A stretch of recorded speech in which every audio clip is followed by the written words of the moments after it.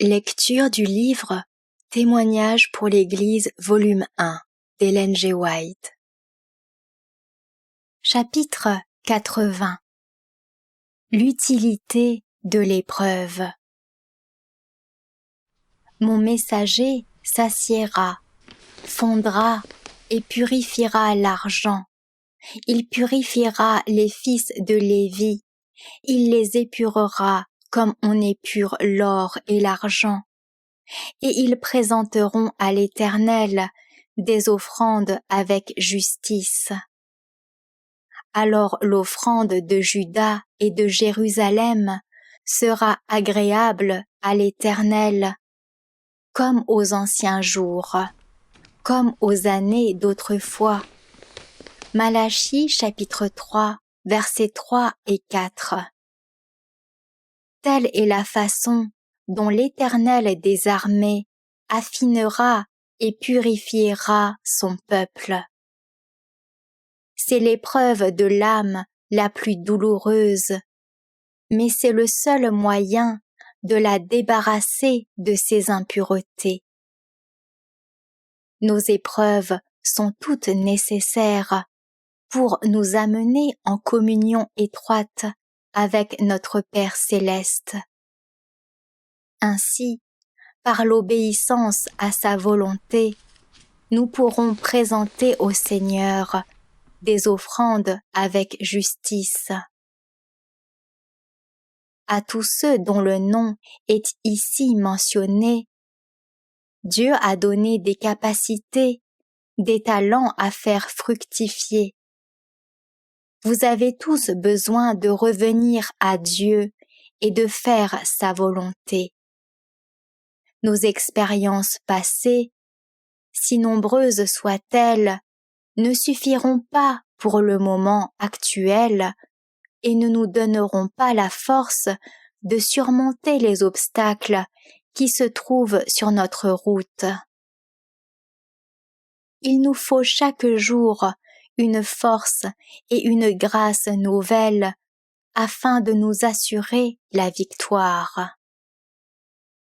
Il est rare que nous soyons placés 2 fois dans des circonstances absolument identiques. Abraham, Moïse, Élie, Daniel et beaucoup d'autres ont passé par de cruelles épreuves, mais ils n'ont pas tous suivi le même chemin. Dans ce drame qu'est la vie, chacun a ses difficultés particulières, sa propre expérience. Celle-ci a un caractère et des circonstances propres afin que l'épreuve produise l'effet voulu. Dieu veut faire une œuvre en chacun de nous. Tout acte, même insignifiant, a sa place marquée dans notre vie. Il nous faut sans cesse la lumière qui vient d'en haut. Le Seigneur nous la donnera si nous voulons bien l'accepter. Il n'a pas fermé le ciel à nos prières, mais nous avons cru que nous pouvions passer indifférents à côté du secours divin dont nous avions tant besoin. Combien peu nous comprenons la portée qu'ont nos actes dans la vie d'autrui.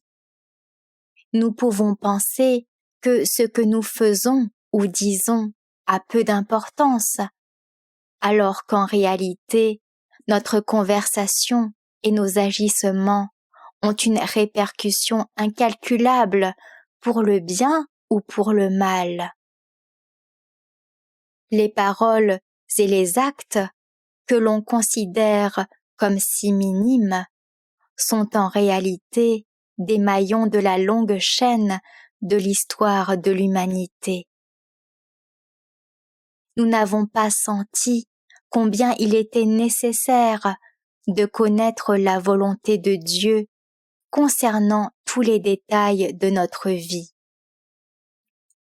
Nos premiers parents ont voulu simplement satisfaire leur appétit, mais ils ont en réalité ouvert la voie à l'invasion du mal et du péché dans le monde. Plût à Dieu que vous vous rendiez compte de l'influence que peut avoir chacune de vos démarches. Celle-ci se répercutera dans votre propre vie et agira sur le caractère d'autrui. Combien nous avons besoin d'être en communion avec Dieu.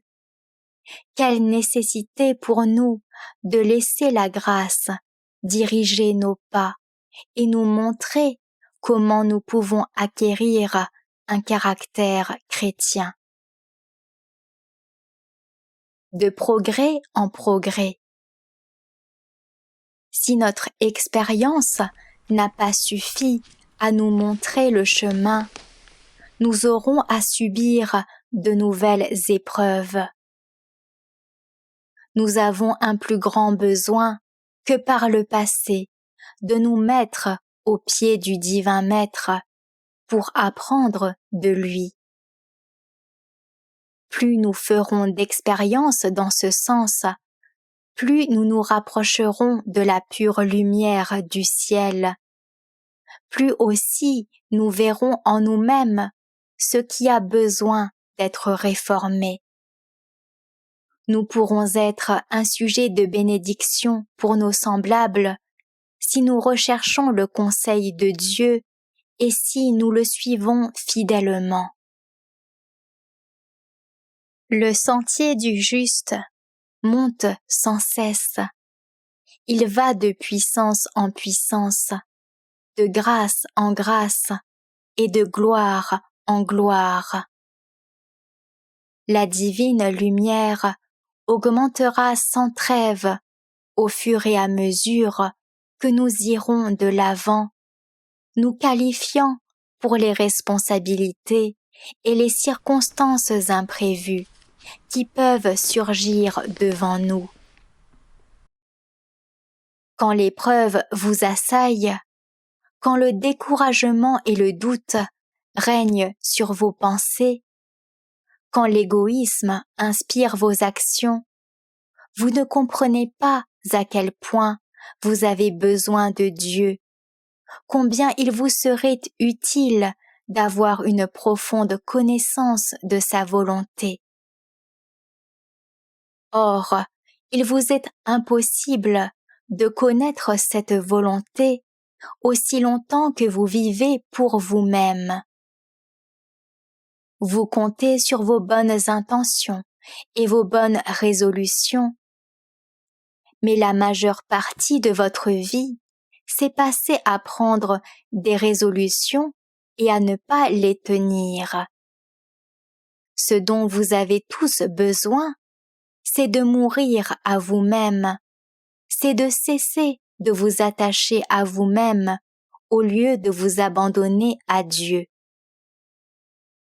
Je serais heureuse de vous réconforter, si je le pouvais, de louer vos qualités, vos bonnes intentions, vos bonnes œuvres.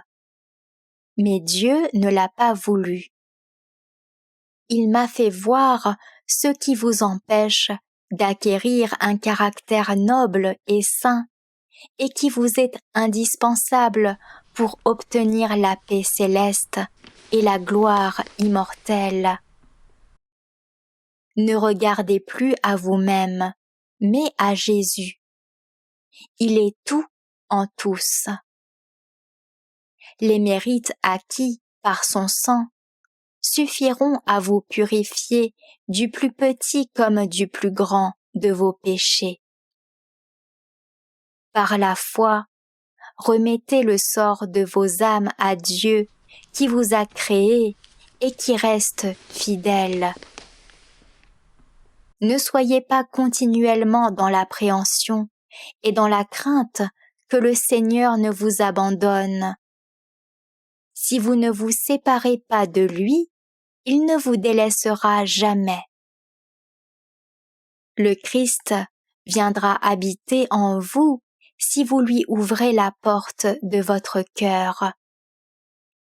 Il peut exister une harmonie parfaite entre Dieu et vous, si vous mourrez à vous-même et vivez pour lui. Combien peu d'entre vous se rendent compte qu'ils chérissent des idoles et des péchés. Dieu voit ces péchés pour lesquels vous êtes aveugles, et il vient à vous pour les couper jusqu'à la racine. Vous voulez tous choisir pour vous-même le processus de purification. Combien il vous est dur de vous soumettre et d'accepter de crucifier le moi. Mais lorsque cette œuvre est laissée à la discrétion de Dieu, qui connaît notre faiblesse et notre état de péché, il emploie la meilleure méthode afin d'aboutir au résultat désiré. Ce fut à travers des luttes incessantes et grâce à une foi sincère qu'Hénoch marcha avec Dieu. Nous pouvons tous en faire autant. Il faut pour cela que nous soyons totalement convertis et transformés, que nous devenions de véritables enfants de Dieu, jouissant non seulement de la connaissance de sa volonté, mais par notre exemple, amenant d'autres âmes sur le même sentier de l'humble obéissance et de la consécration.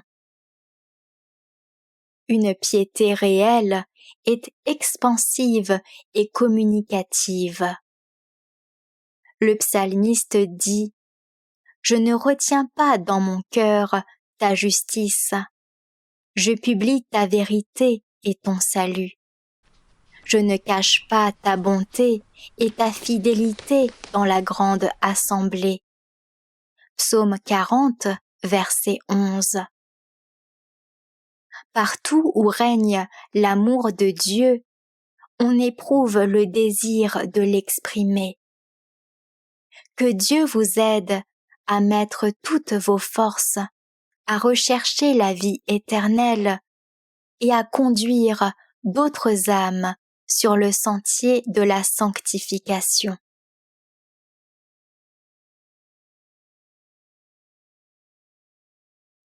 Retrouvez plus de lectures des ouvrages de l'Esprit de prophétie sur lerest.org.